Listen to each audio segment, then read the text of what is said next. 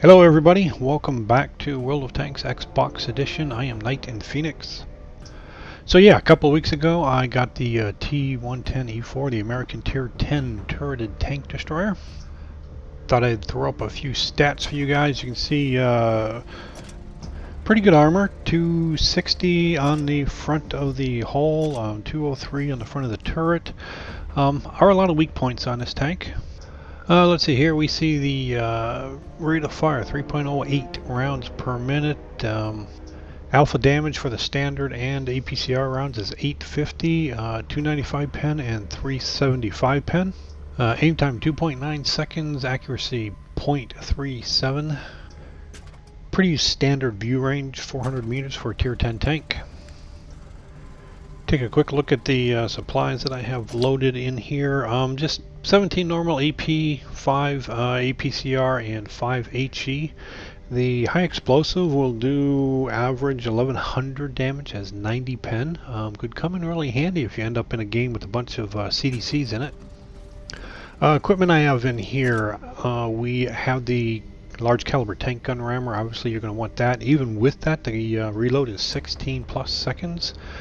The gun laying drive to increase that aim time, it's still slow, and improve ventilation. You cannot put vertical stabilizers on this for whatever reason. So as I've done in the past, I'm going to show you guys my very first game in here. Good, bad, or ugly, you're going to see it. Okay, it's not ugly. Yeah, it's alright.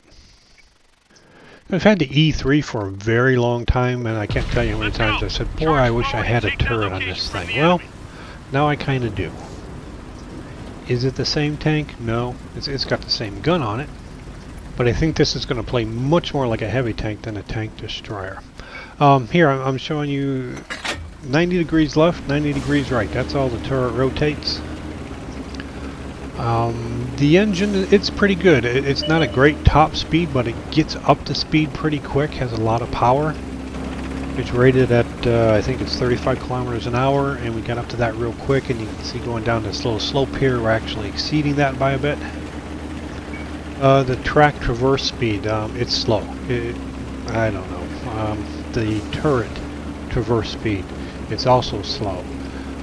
Combine both of those with not being able to turn your turret 360 degrees, this would be a prime candidate to get flanked.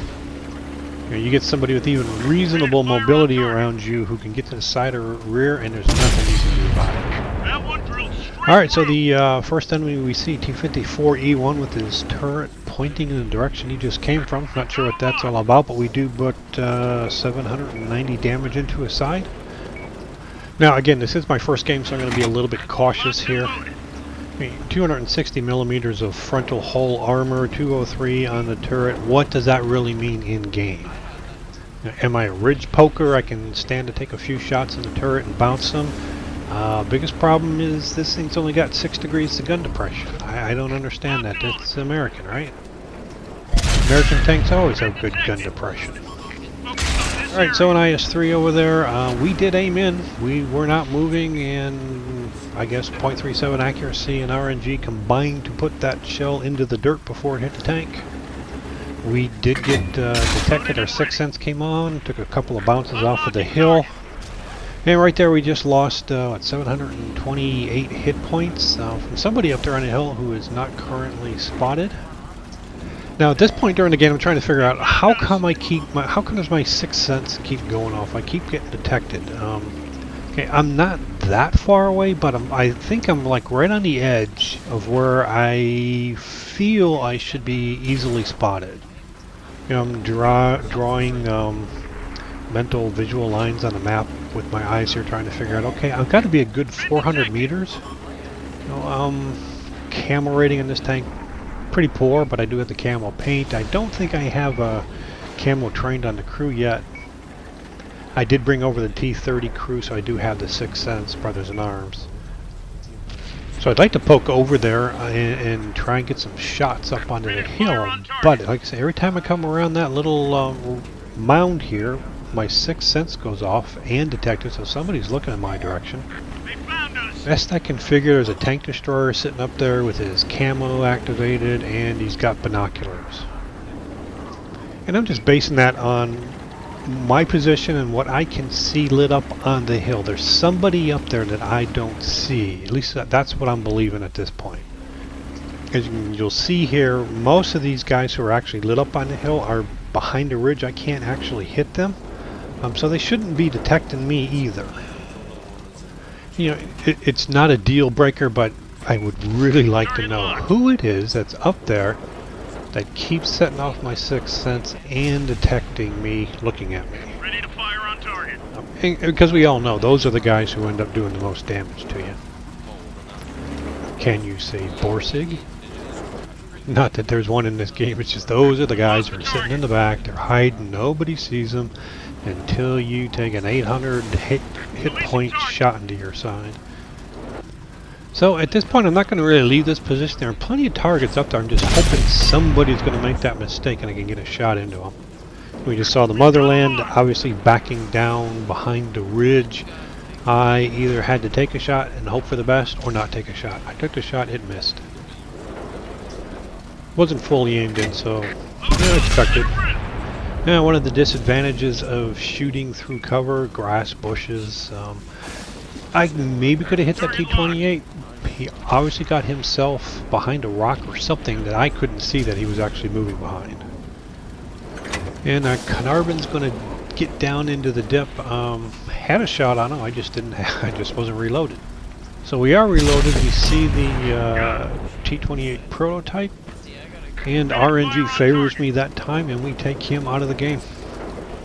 You know, this position has its benefits. It was better before they redid the map and gave you all those ridges up on that hill there that you can hide behind. But as you just saw on the Carnarvon, they do make mistakes up there. And that's number 2 out of the game. And the Sixth Sense came on again. We got a T95 moving up here, full health. And Detected comes on, so somebody's looking kind of in this direction. T34 does concern me a bit. He can do 400 damage to me, and his penetration is way up there in the 200s as well. And to be honest, I absolutely hate the idea of shooting at a T95. I know guys who can take them out in a matter of a few shots. I am not one of those guys. I know where to hit them. You know, the cupola's up on the top. Typically the shells sail over the target, and if they do hit where I'm aiming, they just don't pen. Of course, I don't think I've ever shot one from a T4 before. So he's pretty angled. We did take a shot. We were trying to get a track shot. If we can't damage him, we'll try and get some assisted damage off of him. But it bounced. Alright, there's one of the cupolas, 0.37 accuracy and RNG. The shell sails right over the top of him. He's 370 meters from me. That's not beyond the realm of believing I could have actually hit that. Alright, so I guess my thinking at this point, because I saw that I just switched to premium ammo with, what did I say, 375 millimeters of pen.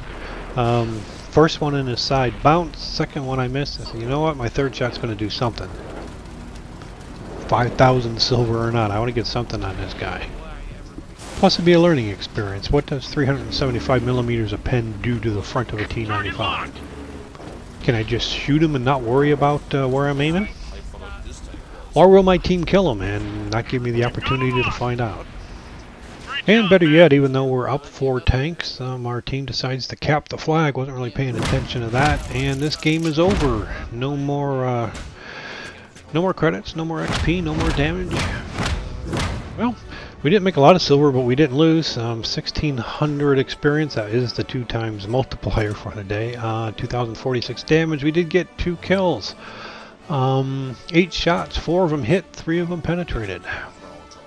Alrighty, so that is my very first game in the T110E4 American Tier 10 turreted tank destroyer. If you liked the video, I'd appreciate it if you would click the like button. If you have any comments or questions, leave them in the comment section below. If you haven't already subscribed, please do so. You'll get notifications from YouTube when I post new videos. And as always, I thank you for watching, and I'll see you next time.